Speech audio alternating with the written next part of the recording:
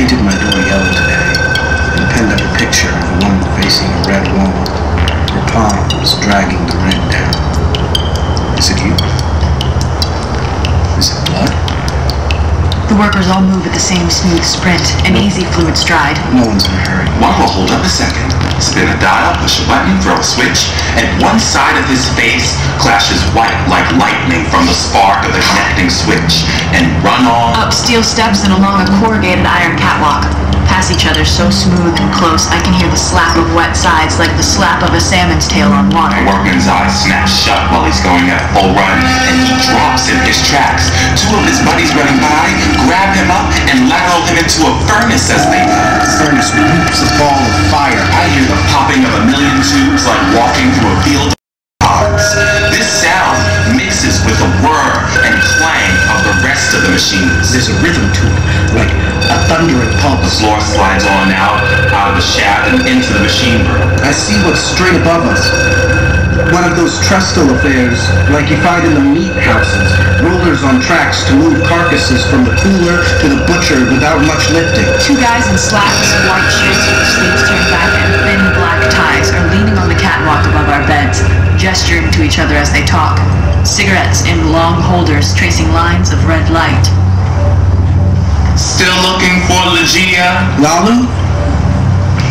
One of the guys snaps his fingers, and the nearest workman veers in a sharp turn and sprints to his side. The guy points down to one of the bench with his cigarette holder. The worker trots off to the steel stepladder and runs down to outlevel, where he goes out of sight. When that worker appears again, he's pulling a hook along the trestle overhead and taking giant strides as he swings along it. He passes my bed, and the furnace whooping somewhere suddenly lights his face up, right over mine.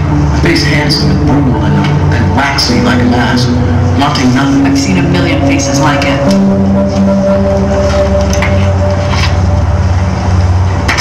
I know of nothing whiter than the face of a young girl in the wavering shadow of a lantern.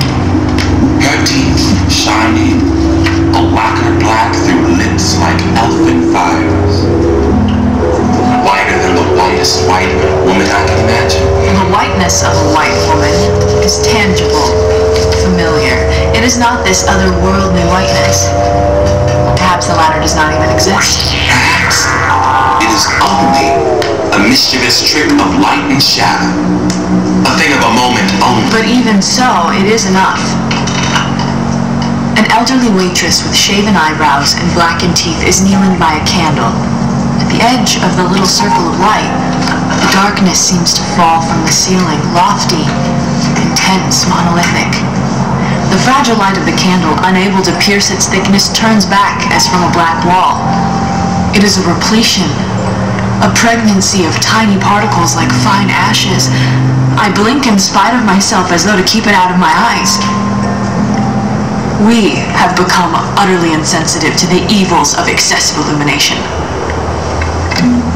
The worker goes to the bed and with one hand grabs the old vegetable blastic by the heel and lifts him straight up like a blastic don't weigh no more than a few pounds. With the other hand, and the worker drives the hook through the tendon back of the heel. The old guy's hanging there upside down, his moldy face blown up big, scared, the eyes scummed with mute fear.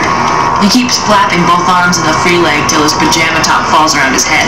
The worker grabs the top of the bunches and twists it like a burlap sack. One of the guys takes a scalpel. The guy lowers it to the worker, loops the other end of the chain around the railing so the worker can't run off with the weapon. The worker takes the scalpel and slices up the front of the plastic with a clean swing, and the old man stops thrashing around.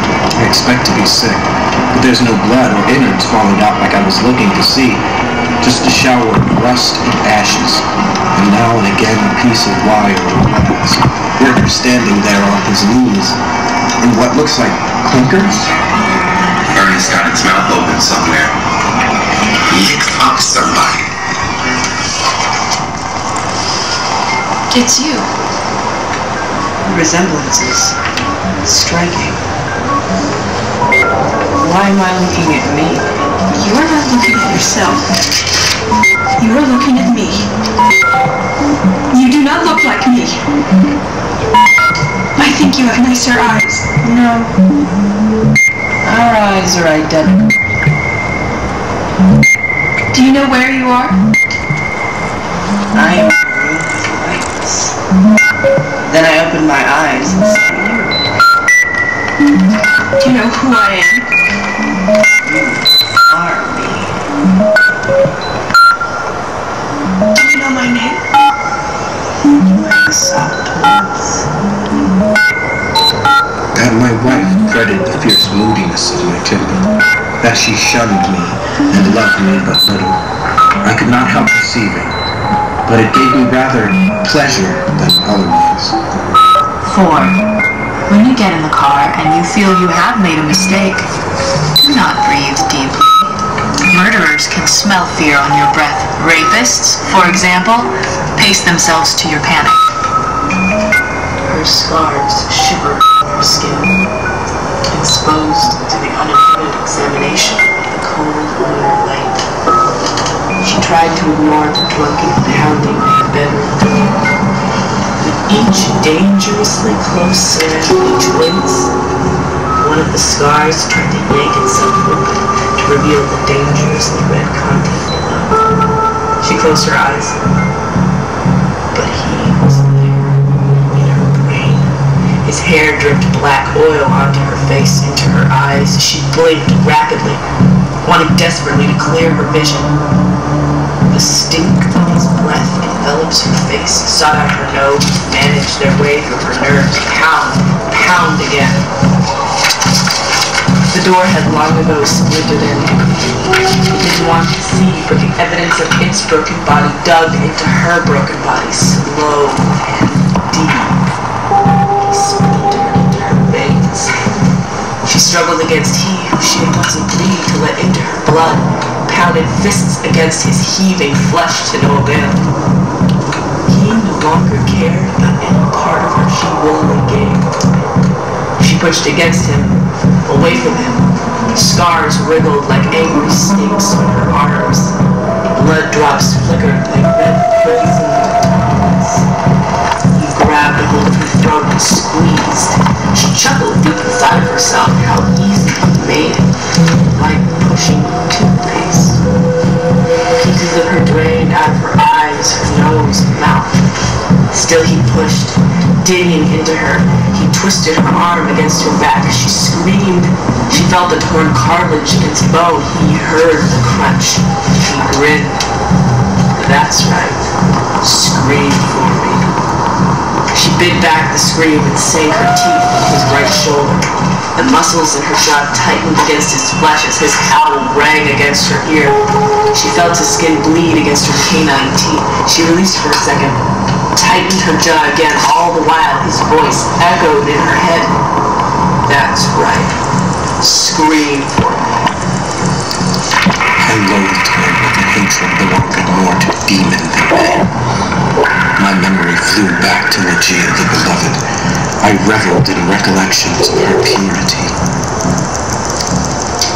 There's a shipment of frozen parts coming downstairs. Hearts and kidneys and brains and the like. I can hear them rumble into cold storage down the coal chute. Guy sitting in the room someplace I can't see is talking about a guy up undisturbed killing himself. Old Roller. Cut both nuts off and bled to death. Sitting right on the can in the latrine. Half a dozen people in there with him didn't know it till he fell off to the floor dead. What makes people so impatient is what I can't figure. All the guy had to do was wait.